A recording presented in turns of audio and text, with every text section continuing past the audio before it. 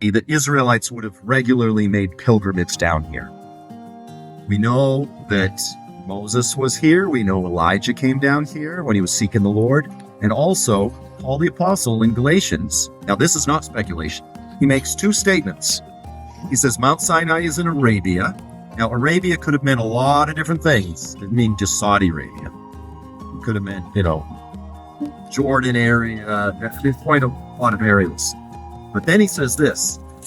He says, after he had his Damascus Road experience, he goes, I didn't see, understanding from any of the others. He says, I went to Arabia. I didn't listen to man. I went to Arabia. What's in Arabia? Mount Sinai. So in other words, there's a few different theories that scholars say. One, he just generally went to Arabia just to go out in the desert, to be alone and seek the Lord. And then the others say that he went, obviously, to Mount Sinai. Those are the two references in Galatians. Mount Sinai is in Arabia. When I had my encounter, I didn't seek the understanding from other men, the apostles. No, I went to Arabia to seek God. That's the inference. I went to hear from God. Where do you go to hear from God? If you're like Elijah or Paul, you go to Mount Sinai. And Paul spent years in Arabia, and he says, that is where the Lord taught me my gospel.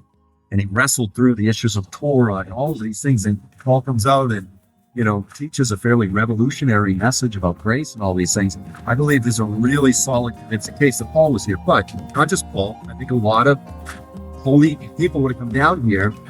And when they come on a pilgrimage, they're tourists just like us.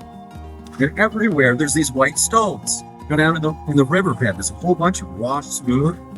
And what is if you're going to carve into a stone, what do you want? This stuff, marble or Aragonite or whatever, soft stone. This stuff is, okay. The only other major religion that I know that still practices pilgrimage is Islam. And after they go on Hajj, they're called Hajis, and they all get a new name. So and now, how can you make a connection from the Bible and Islam? It's total speculation. But maybe there was some type of a tradition back then that after you go on pilgrimage, you kind of get a new name.